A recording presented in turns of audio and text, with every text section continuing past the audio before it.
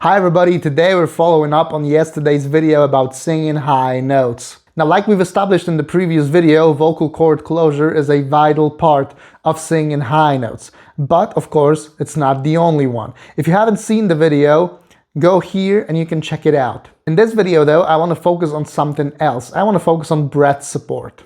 Breath support is extremely important in singing in general, but especially when it comes to singing in your bridge area and above it. So if you want to sing high notes in your full voice, meaning sounding like your chest voice or sounding more like your speaking voice, then you will need to train your breath support. Now, the biggest misconception is that a lot of people think that as you go higher, you need more and more and more air because the sound gets a little louder, it gets a bit more dramatic, there's much more resonance going on. So obviously there must be a lot more breath as well in it, right? Well, not really. You are actually using less and less and less air as you go higher, but you are using vocal compression instead. So we are not pushing a lot of air through our system, but we are creating breath pressure below the vocal cords. And remember, we are not trying to get louder as we approach our bridge. We are trying to keep the volume the same and keep it quite low, on a speech level. So let's go with the oo vowel here into our vocal bridge. Ooh.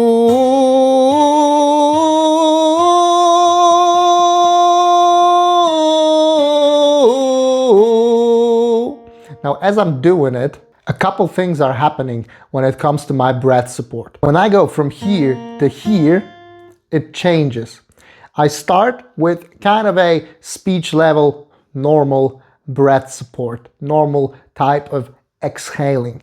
But as I go higher, I try to limit the amount of air that's going through my vocal cords so that they can close properly and so that the voice doesn't become overwhelmed with the quantity of air coming out and that it doesn't blow the vocal cords apart.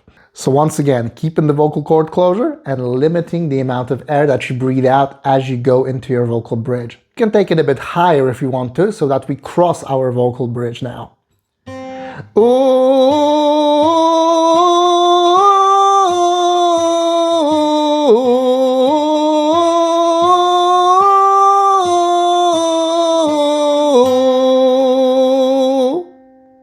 Now here, when I'm over my bridge, on that G4, I need to really focus on limiting the amount of air that's coming through my vocal cords. Because otherwise, I'm just gonna be pushing and the voice is going to break. My vocal cords will get irritated and swollen from all the airflow, they're gonna get dry, and really soon my voice would become unusable. So it's really important as you go into your vocal bridge and over it to be sure that you can limit the amount of air that's coming through your vocal cords and firmly close the vocal cords. And remember that we are not going for volume and power here. We are really trying to keep the volume low. You're not trying to increase it. Ooh.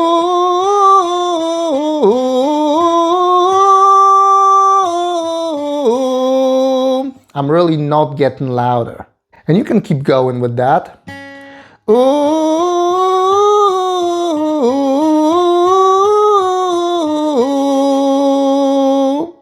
Without changing the volume, keeping the vocal cord closure going and limiting the amount of air that's going through your vocal cords, and suddenly the tone is consistent, the sound is solid, and you can just glide through. And remember to keep the vowel pure for this exercise. So you don't want to go suddenly into like a ooh and open it up for no reason. No, you want to keep it on the ooh. Ooh.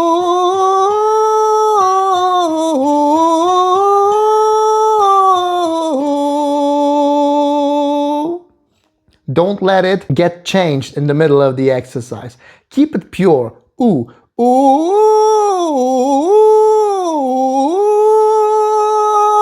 And really focus on getting that breath under control. Trying to resist the urge to push more air as you go higher. It can only harm your progress and it can keep you stuck. in your vocal progress. So you want to learn how to limit the amount of air and instead create breath pressure under your vocal cords.